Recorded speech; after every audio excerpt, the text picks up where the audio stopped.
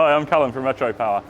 Since 2020 we've been doing a weekly walk around our workshop called the Uncut series, where we show the progress on the various projects we're working on. We thought it would be really cool if we edited together all the segments that relate to each individual project into one series, so you can actually follow the build of an individual project start to finish. So that's what we've done. Welcome to the Dream Car Build series.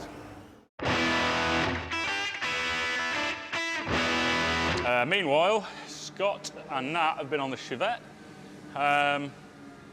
Good progress now. The sill, which I think the courier had taken on a tour of the Highlands and Islands on the way here, has finally arrived. So we've got that sill in, which was the big remaining rot repair job, and also this reinforcer, because we were waiting on a new panel for there.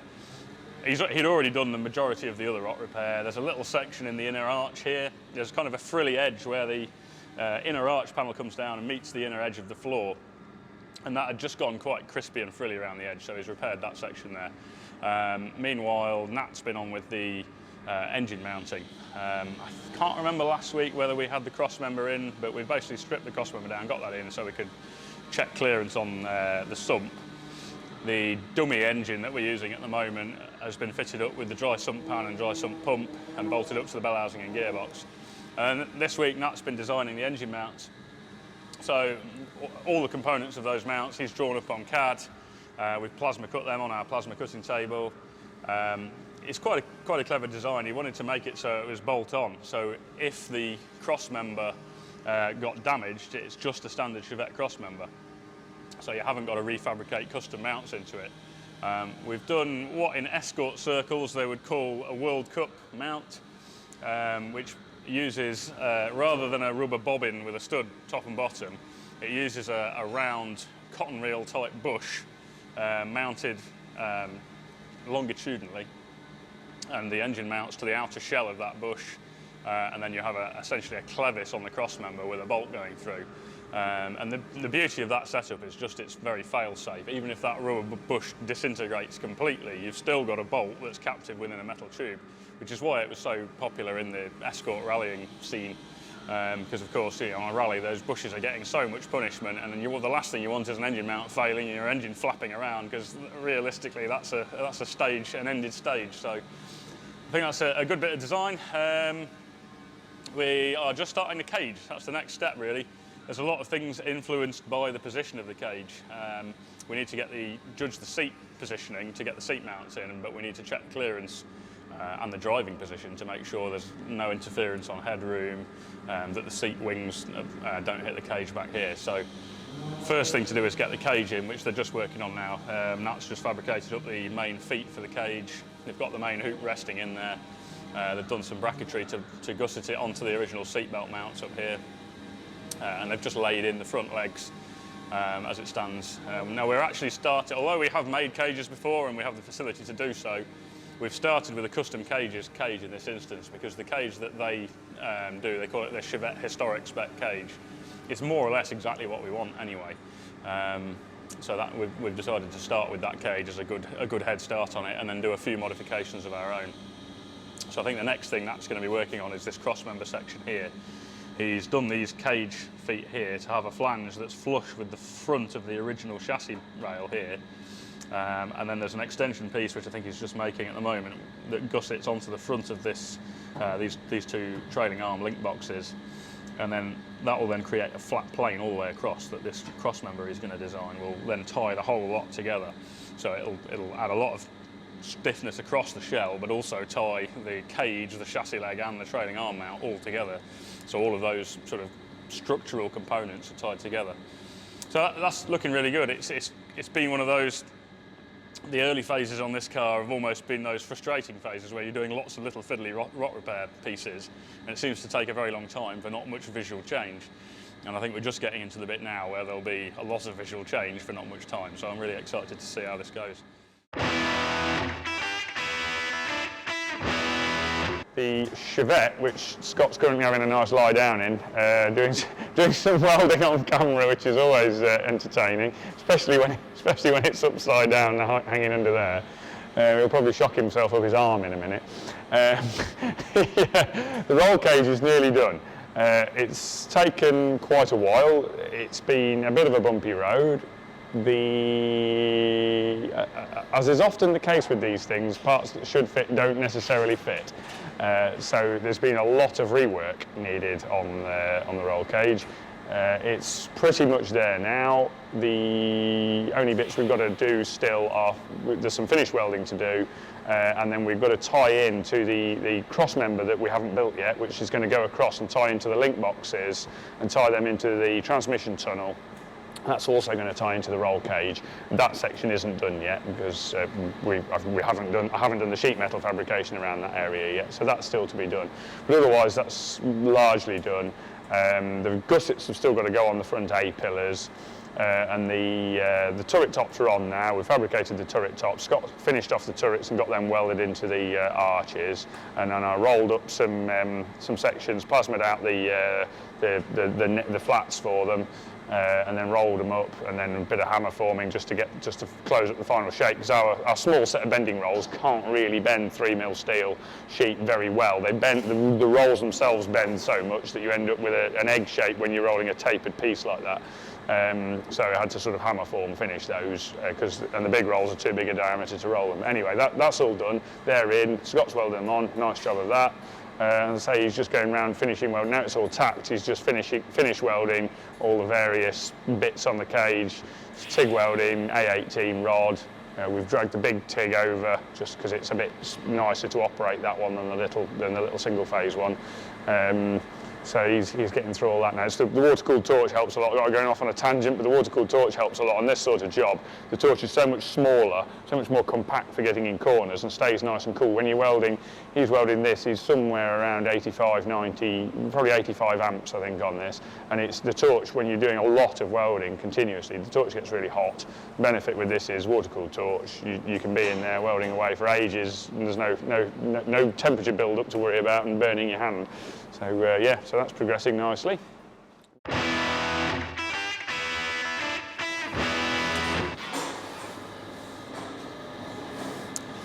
So Chevette,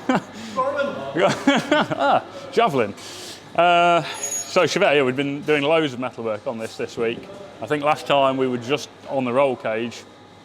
So after we completely finished that roll cage work, we moved on to transmission tunnel and seat mounts. So transmission tunnel, we wanted to enlarge that, make it a more uniform shape, just because we have no need for it to be the original shape, and having more space around the prop shaft for the centre bearing for the two-piece prop that we're going to have on there is handy, and also for exhaust clearance. You'll see we've done a little additional sort of section to the tunnel on the far side there, so we can run the prop and the exhaust down there, but not so much of an exhaust tunnel that it encroaches into the seat space. And then that tunnel then flares out into the diff area to give us loads of room for increased axle travel. So because it's a two-piece prop, there'll be a bearing somewhere around this point, and then the prop, when the axle is at full bump, angles up quite heavily. So it's just to allow for that movement of the axle at the back there. And to be honest, because there's no back seat, why compromise on space when you're working on the car underneath? It's just nice to have loads of clearance there. So that's that, and with that done, we've also mounted the Atlas axle in there. Reason for doing that at this stage is so we could move it all the way up and down through its travel and just check for clearance on everything on the car.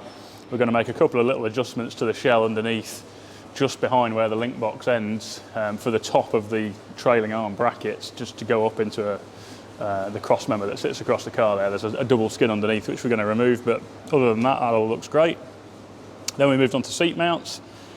So Scott's fabricated some essentially box sections that run across with threaded inserts welded into them that these side mounts bolt down to. Quite a lot of attention on that was paid to try and get the seat as low as we possibly can within the car. Just because there aren't as big a car as you would think in terms of headroom, and especially when you've got a helmet on, you want plenty of clearance on the cage as well. So we've put quite a lot of effort into that. I mean, traditionally you might put two tubes running across with brackets off those to attach the mounts to, but where we wanted the seat to be, the tube would have literally been on the floor, And if you have the tube on the floor, to stop it vibrating on the floor, you've got to stitch weld it to the floor, and then you end up with a sort of little awkward to get to gap underneath the tube, which is very difficult to get paint into. Hence the decision to run box sections across there, because they'll be much easier to paint. Same on the passenger side, all done. And then we've moved on to pedals. So we've done a very similar setup there with two fabricated cross rails with threaded inserts in. There'll then be a panel which Scott's just been templating. It's going to be laser cut in aluminium. That will bolt down to there with countersunk bolts that sit completely flush with it. And then there'll be a couple of different positions for the pedal box to bolt down to. It's a floor mount pedal box, Tilton one, with the cylinders back under your heels. And yeah, we'll put a couple of sets of holes in there so you can basically put the pedal box in two different positions to suit your preferred driving position. So that's all looking really good, and that floor plate will extend right back to here. We'll have some grip tape on that and just give it a nice flat floor, a bit more visually pleasing, as well as being a mounting point for the pedal box. So that's going really well. That'll probably be the next stage on there, and then we'll move on to mounts for the electric power steering unit that will be mounted off the roll cage.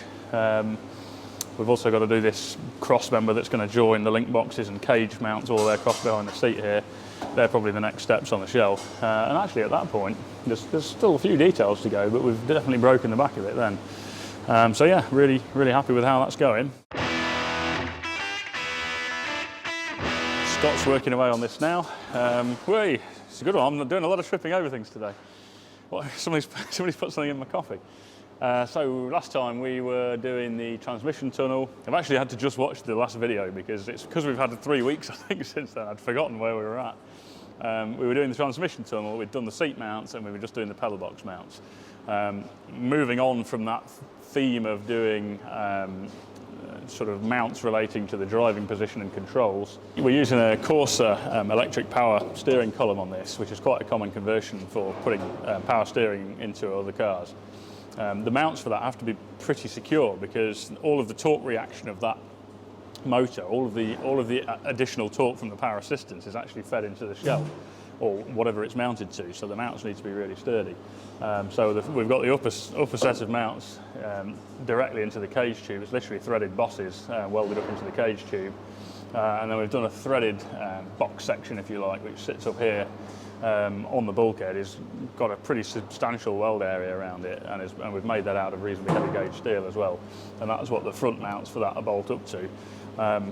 So that's done now, and it's just nice to get to that point where you're sitting in the seat, you've got your feet on the pedals, you've got the steering wheel in your hand, and you can completely tailor that driving position.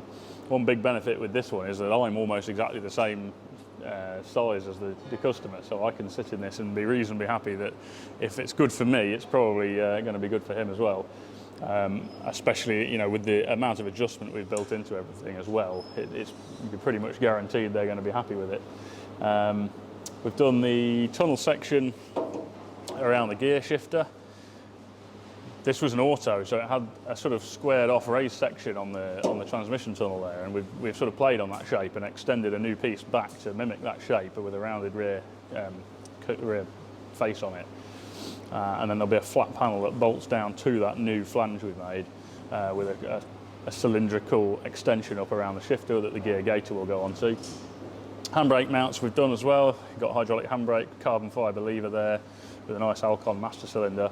That one there, we plasmaed a metal plate that was exactly the same profile as the handbrake base, welded threaded bosses to it, and then welded the whole lot down to the tunnel, so it just bolts straight through. There's no nuts and bolts to fiddle around with. So that's going well. Yesterday we made the big transformation back here.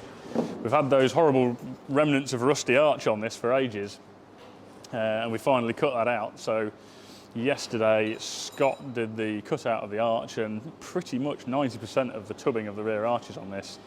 For the actual marking out, we use quite a cool tool, which we bolt down to the jig here, and you can run a part of the tool around the inner arch here, and then it has a piece that comes around the outside of the car and points either a pen or a laser at the outer quarter panel, and so you can replicate the shape of the inner arch tub onto the outer quarter, which then gives you a line to cut round, which results in a completely flat plane between the bit you've cut out and the original inner arch tub. So where we do our new fillet of steel round to tub that arch out and give us the clearance for the wide wheels, it means it's completely flat straight through.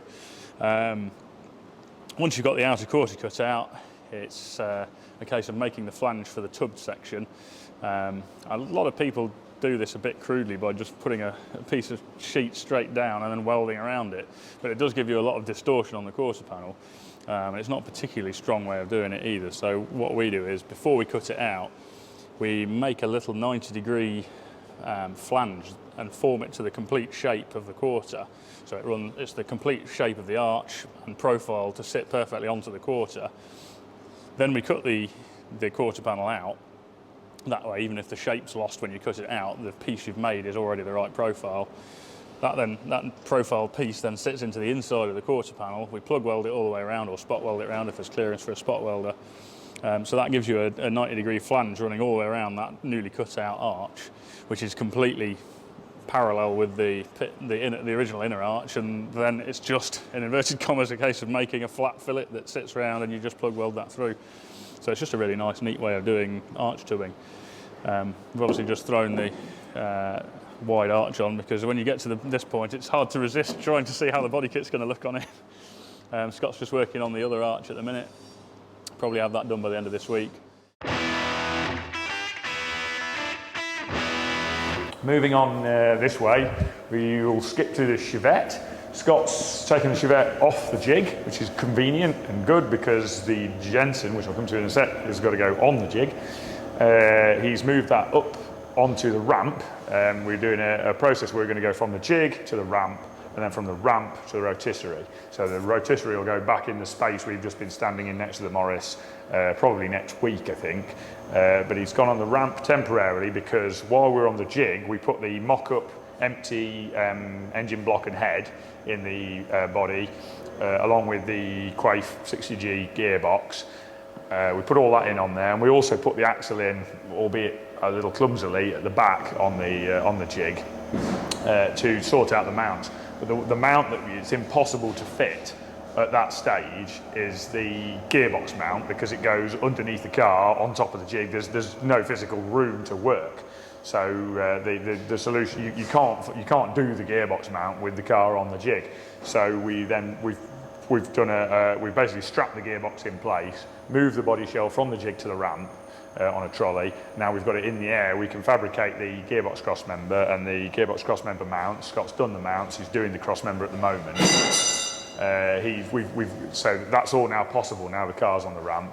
He's also loosely hung the rear axle in place so that we can just finalise the panhard rod mounting on the axle and just double check where everything's at while the car's not on the rotisserie, because all the mechanical heavy items have to come out when the car's on the rotisserie. So we need to make sure that we finalised all the mountings for everything heavy so that those items can come out. Then the car will go onto the rotisserie next week and we can finalise tidying up. Scott's done a lot of the rough tidying underneath, trimming back the edges of the link boxes, trimming back the edges of the tunnel, doing all the rough trimming work underneath the car. But next week, once it's on the rotisserie, then you can do the final trimming of all that with the car the right way up, when you're not getting all the grinding grit raining down your neck, and it's not a pleasant job to do from underneath. So he'll carry on with that on the rotisserie, and we can then also do all the seam brazing. We TIG braze all the seams on the car using a silicon bronze TIG brazing rod. So we'll go around and we'll TIG braze all the seams on the car at that stage, finish off any bits of welding that we wanted to do with the car the other way up. For example, the steering column mounting was a tricky weld to do with the car the right way up because it's all upside down. So we're going to do that on the rotisserie, where we can do it in position rather than out of position, because they're fairly critical welds, so it's nicer to do them the right way up. And then we can proceed. We've got a bit of panel beating to do on the quarter panel, just to get that shape correct. The car had some previous accident damage, so we're going to do a bit of panel beating there just to get the quarter the right shape before we start thinking about body kit fit, which is the sort of next stage after that. Scott is working on the Chevette as usual. He's been working on the radiator area on this. So one of the things that's quite notable on a Chevette is that the front height is very short, and the bonnet has a section that dips down in the middle on the frame, which means that in the standard position, the radiator can only be quite short or a long way back. And from a working on the engine space point of view, and especially considering we've got a dry sump belt train to go in there, we've got the dry sump tank over there, you really want the radiator as far forward as possible to give you space. But of course, we want to get as big a radiator as we can in there. A tried and tested size for this kind of engine is just a Group 4 Escort spec radiator, which is what we're doing on this.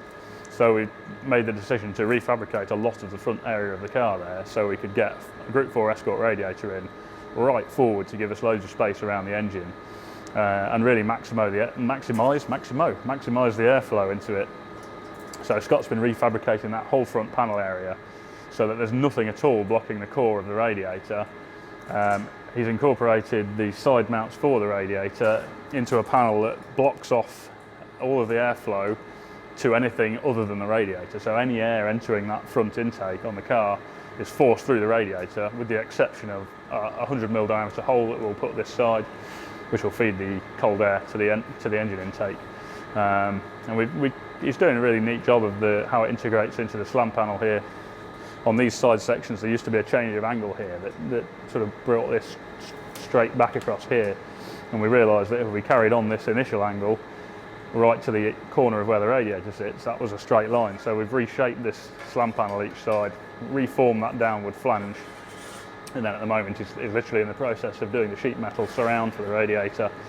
And once that's all welded into place, it should really look like that's how it would always have been. And that's always the aim, I suppose, with a lot of our builds, is to try and do them in a fashion that, if you didn't know what the car originally looked like, it looks like it's not been modified. So that's that. Next step on this, I think, once all that lot's done, is going to be dry sump tank and starting to go through removing unnecessary old brackets from the engine bay, putting provision in for plumbing and that sort of thing. And that'll be the next step. Getting a bit of a head start on the Chevette. It's fallen into place quite nicely, really, because Scott's actually on holiday this week and he was doing the metalwork on it previously. So Gaz is taking over with the body kit misery, which on most cars, most aftermarket fiberglass body kits are usually miserable. The Chevette one particularly so. Essentially nothing really fits how it should. I mean, one of the major problem areas is actually the front end, where the position the wings have to sit in to get the headlamp aperture to look correct means that the bumper isn't the right width. So you have to compromise one or the other. And essentially on this, it's going to involve keeping the bumper the same width, bringing the wings in to match it, and then re-sculpting the edge of the headlight aperture. Even just getting the wings on there properly at all is a pain. I mean, the flanges, the way they mount to the body, horrible. They're at the wrong angle. They've got bits in the wrong place that enable them not to be fitted in the right, correctly. You can't get back far enough, and they're really fragile as well. So we learnt this on the previous one. We just cut them off straight away, form a little 90-degree aluminium section that we can bolt to the original mounts, and gives us a vertical flange to then hang the wing on. And so we then rivet and bond the remaining vertical part of the wing with where we've cut the lower flange off onto that new vertical flange on the aluminium, and that just gives us a much nicer way to fix the wing, because it means when you're bolting the wing to the shell, it's an aluminium flange rather than crunching a fiberglass flange down onto a metal shell.